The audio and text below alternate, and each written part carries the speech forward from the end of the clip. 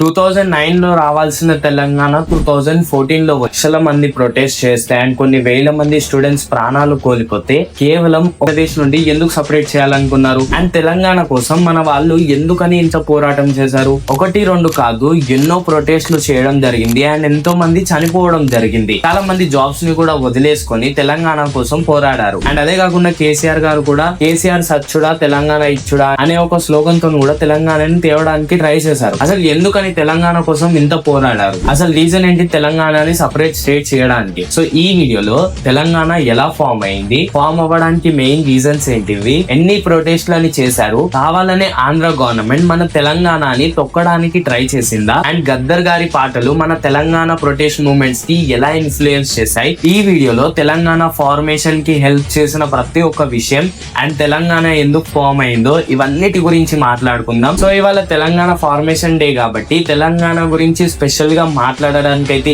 ఈ వీడియో అయితే చేయడం జరిగింది. సో మీలో చాలా మందికి తెలంగాణ ఎలా ఫామ్ అయింది అండ్ 2009 లో ఫామ్ అవ్వాల్సిన తెలంగాణ 2014 లో ఎందుకు ఫామ్ అయింది అనేది మీలో ఎవరికి తెలీదు. సో ఈ వీడియోలో క్లియర్ గా మాట్లాడుకుందాం. వీడియోని మొదలు పెట్టే ముందు సో ప్లీజ్ గైస్, మన తెలంగాణ వాళ్ళు చూస్తున్నారు అంటే ప్లీజ్ వీడియోకి లైక్ చేసి జై తెలంగాణ అని కమెంట్ చేయండి. సో యాక్చువల్ గా తెలంగాణ ఫామ్ అవ్వడానికి రీజన్ ఏంటిది అంటే 3 మెయిన్ రీజన్స్ అయితే ఉన్నాయి తెలంగాణ ఫామ్ అవ్వడానికి. నీళ్లు, నిధులు, నియామకాలు. నీళ్లు అంటే వాటర్, నిధులు అంటే ఫండ్స్ అండ్ నియామకాలు అంటే జాబ్ ఆపర్చునిటీస్. సో ఈ 3 మెయిన్ రీజన్స్ వల్ల అయితే తెలంగాణ అయితే ఫామ్ చేయాలని అందరూ అనుకున్నారు. సో ఈ 3 ప్రాబ్లమ్స్ వల్ల అయితే తెలంగాణని సపరేట్ స్టేట్ గా మార్చాలని అనుకున్నారు.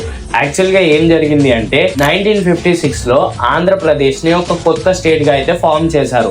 మన ఇండిపెండెన్స్ వచ్చిన తర్వాత అన్ని స్టేట్స్ ని భాష పరంగా సపరేట్ అయితే చేయడం జరిగింది. సో అందులో భాగంగానే మన తెలుగు మాట్లాడే ఏరియాని ఆంధ్రప్రదేశ్ లాగా అయితే ఒక స్టేట్ ఫామ్ చేయడం జరిగింది. ఆ ఆంధ్రప్రదేశ్ లో కూడా మన తెలంగాణ అంటే అప్పటి హైదరాబాద్ స్టేట్ కూడా ఆంధ్రప్రదేశ్ లోనే కలిసి ఉండేదన్నమాట. సో దీని తర్వాత కొన్ని ఇయర్స్ తర్వాత మన తెలంగాణలో ఉండే ప్రజలకి అంటే ఇప్పుడు మన తెలంగాణ ఉండే ప్రజలకి ఎవరైతే హైదరాబాద్ స్టేట్ ఎప్పుడైతే మర్జ్ అయిందో వాళ్ళతోని, ఒకప్పుడు హైదరాబాద్ స్టేట్ లాగా ఉంటుండే, తెలంగాణ ఉండకపోతుండే. సో ఒకప్పుడు హైదరాబాద్ ఉండే కాబట్టి ఆ హైదరాబాద్ స్టేట్ ఏదైతే ఉంటుండేనో వాళ్ళకి డెవలప్మెంట్ అనేది చేయకపోతుండే. అంటే ఇప్పుడున్న తెలంగాణకి ఏదైతే ఉంటుండేనో మన ఎవ్వరికి కూడా డెవలప్మెంట్ అనేది ఆంధ్రప్రదేశ్ చేయకపోతుండే, మన గురించి పట్టించుకోకపోతుండే.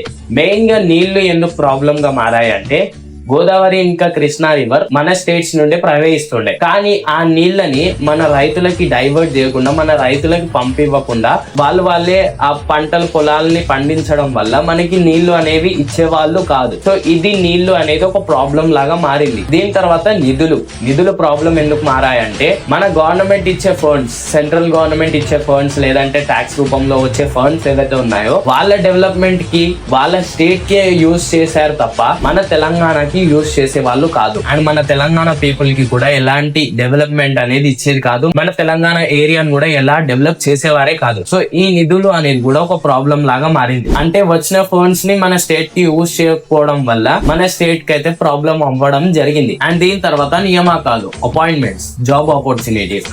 సో మన స్టేట్ లో ఉన్న వాళ్ళకి ఎవ్వరికి కూడా అసలు ఒక్క జాబ్ కూడా ఇచ్చేవాళ్ళు కాదు.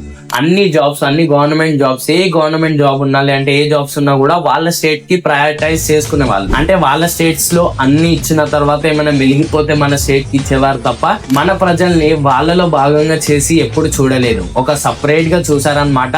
వచ్చిన ఫండ్స్ వచ్చిన అన్నిటిని కూడా వాళ్ళే యూజ్ చేసుకోవడం వల్ల మన స్టేట్ యొక్క పీపుల్ ఎవరైతే ఉండేనో అప్పట్లో స్టూడెంట్స్ అవ్వనివ్వండి, పొలిటీషియన్స్ అవ్వనివ్వండి అండ్ అదే కాకుండా కామన్ పీపుల్ ఎవరైతే ఉండేనో వాళ్ళందరూ కూడా ఈ 3 ప్రాబ్లమ్స్ ని ఫేస్ చేసేసరికి తెలంగాణని ఒక సపరేట్ స్టేట్ గా మారవాలని అప్పటి నుంచి అయితే ఆ ఒక ఉద్యమం పుట్టిందనమాట.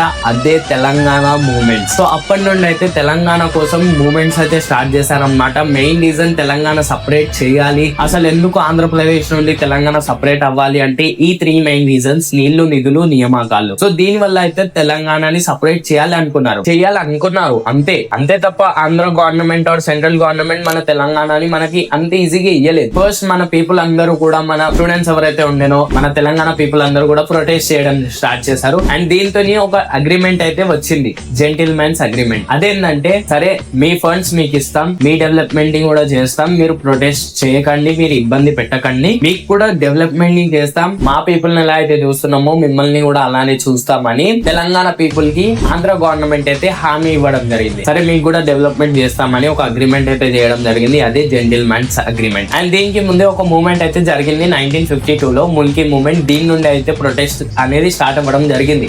సో ఆ ముల్కీ మూవ్మెంట్ ఏంటి అంటే గైర్ ముల్కీ గో బ్యాక్, గైర్ ముల్కీ గో బ్యాక్ అనే ఒక స్లోగన్ తోనైతే ఈ మూవ్మెంట్ అయితే పుట్టింది. అసలు ఈ మూవ్మెంట్ ఏంటిది అంటే మాక్సిమం ఆ జాబ్ ఆపర్చునిటీస్ అన్ని కూడా వాళ్ళకే, ఆ బయటి వాళ్ళకే ఇస్తున్నారు, మన సైడ్ ఉన్న జాబ్ ఆపర్చునిటీస్ వాళ్ళకే ఇస్తున్నారు, మన సైడ్ ఎవరికి ఇస్తలేరు అని మన వాళ్ళైతే ముల్కీ అంటే బయటి వాళ్ళు ఎవరైతే ఉంటారో వాళ్ళకైతే మీరు వెళ్ళిపోండి, మీరు మా సైడ్ రాకండి, మా జాబ్ ఆపర్చునిటీస్ మాకే ఇవ్వండి అని ముల్కీ మూవ్మెంట్ అయితే స్టార్ట్ చేశారు 1952 లో. అండ్ దీని తర్వాత అయితే ఆ జెంటిల్మెన్స్ అగ్రిమెంట్ అనేది జరిగింది. అండ్ జెంటిల్మెన్స్ అగ్రిమెంట్ జరిగిన తర్వాత ఆ జెంటిల్మెన్స్ అగ్రిమెంట్ ఒప్పందం ఏదైతే ఉండేనో, మీరు ఇలా చేయకండి, మేము మీకు కూడా ఫండ్స్ ఇస్తాం, జాబ్స్ ఇస్తాం అని ఏదైతే అగ్రిమెంట్ చేయడం జరిగిందో ఆ అగ్రిమెంట్ అయితే ఫెయిల్ అయ్యింది. అంటే ఆంధ్ర గవర్నమెంట్ అప్పటికి కూడా ఇంకా మన తెలంగాణకి ఏం ఇవ్వలేదు, మన తెలంగాణ పీపుల్ కి జాబ్ ఆపర్చునిటీస్ కానివ్వండి, ఫండ్స్ కానివ్వండి, మన ఎవ్వరికి కూడా ఇవ్వలేదు. ఇంకా ఇలా ఇస్తలేరు, జెంటిల్మెన్స్ అగ్రిమెంట్ అయిన తర్వాత కూడా వీళ్ళు ఇలానే బిహేవ్ చేస్తున్నారు అని 1969 లో ఇంకో కొత్త మూవ్మెంట్ అయితే స్టార్ట్ అయింది. 1969 తెలంగాణ యాజిటేషన్ మూవ్మెంట్. ఈ మూవ్మెంట్ స్టార్ట్ అవ్వడానికి రీజన్ ఏంటిది అంటే జెంటిల్మెన్స్ అగ్రిమెంట్ ఫెయిల్ అవ్వడం వల్ల. సో అన్ని ఇస్తామని ఒక ఒప్పందం తీసుకొని ఒక మాట ఇచ్చిన తర్వాత కూడా వీళ్ళు చేస్తలేరని ఈ మూవ్మెంట్ అయితే స్టార్ట్ అయ్యింది. సో ఇది సెకండ్ ఫేజ్ అన్నమాట తెలంగాణ ప్రొటెస్ట్ లో. ఫస్ట్ ఫేజ్ ఏమో ముల్కీ మూవ్మెంట్, సెకండ్ ఫేజ్ ఈ జెంటిల్మెన్స్ అగ్రిమెంట్ ఫెయిల్ అయిన తర్వాత జరిగిన ఈ తెలంగాణ యాజిటేషన్ మూవ్మెంట్. అండ్ దీని తర్వాతనే final phase 2001 to 2014. First phase ఏమో 1952 ముల్కీ మూవ్మెంట్, సెకండ్ ఫేజ్ ఏమో 1969 Telangana agitation movement, third phase 2001 నుండి 2014 వరకు జరిగిన మూవ్మెంట్, అదే ఫైనల్ ఫేజ్ తెలంగాణ మూవ్మెంట్స్.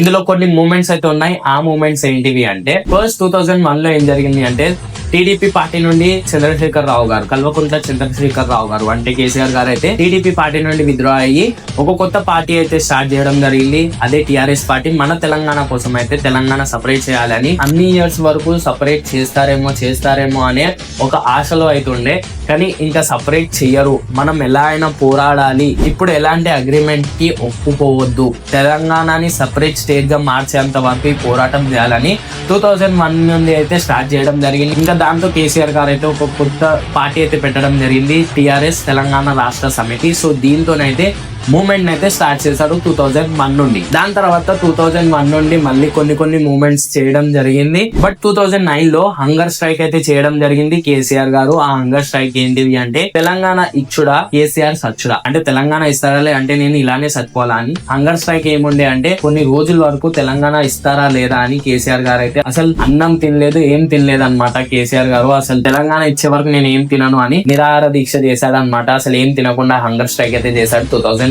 లో. అండ్ దీంతో అయితే సెంట్రల్ గవర్నమెంట్ అయితే ఒక స్టేట్మెంట్ పాస్ చేసింది అనమాట. ఆ స్టేట్మెంట్ ఏంటిది అంటే 9th December 2009 లో ఒక స్టేట్మెంట్ పాస్ చేసింది. ఈ హంగర్ స్ట్రైక్ జరిగింది కాబట్టి కేసీఆర్ గారు ఇలా చనిపోతారు అని సెంట్రల్ గవర్నమెంట్ వచ్చి సెంట్రల్ గవర్నమెంట్ అయితే ఒక స్టేట్మెంట్ పాస్ చేసింది, మీరు ఇలా ఉంటే అవ్వదు, మీకు ఒక సపరేట్ తెలంగాణ స్టేట్ ని ఇస్తున్నాను అని సెంట్రల్ గవర్నమెంట్ అయితే ఒక స్టేట్మెంట్ అయితే పాస్ చేయడం జరిగింది కేసీఆర్ గారు ఆ నిరాహార దీక్షలో ఉండడం వల్ల. సో దీని తర్వాత అయితే ఇంకా తెలంగాణ వస్తుంది, 2009 లోనే తెలంగాణ ఫామ్ అవుతుంది అనే భాగంలోనే ఇంకా ఏపీ పొలిటీషియన్స్, ఏపీ గవర్నమెంట్ అయితే ఇంకో కొత్త ట్విస్ట్ అయితే స్టార్ట్ చేయడం జరిగింది. అదేంటంటే ఏపీ జాబ్స్ లో ఉన్న అండ్ ఏపీ పొలిటీషియన్స్ అందరూ కూడా రాజీనామాలు అయితే చేశారు. వాళ్ళు ఉన్న సీట్స్ అన్నిటిని కూడా రాజీనామా చేసి మేము చెయ్యము, వాళ్ళకి సపరేట్ స్టేట్ కనుక ఇస్తే మేము అన్ని మానేస్తామని ఆంధ్ర అయితే ఒక కొత్త డ్రామా అయితే చేసింది. ఇంకా దీంతోనైతే ఏదైతే బిల్ పాస్ అవ్వాల్సి ఉండేనో తెలంగాణ ఫార్మేషన్ ది, ఆ బిల్ అయితే వెనక్కి తీసుకుంటారు. అంటే 2009 లో ఫామ్ అవ్వాల్సిన తెలంగాణ ఇంకా లేట్ అనేది జరిగిందనమాట. ఒకవేళ ఆ రోజు ఆంధ్ర కనుక అలాంటి డ్రామా చేసి ఉండకపోతే మనకు 2009 లోనే వస్తుండే తెలంగాణ. ఏపీ ఆ డ్రామా చేయడం వల్ల తెలంగాణ అయితే ఆ రోజు కూడా ఫామ్ అవ్వలేదు.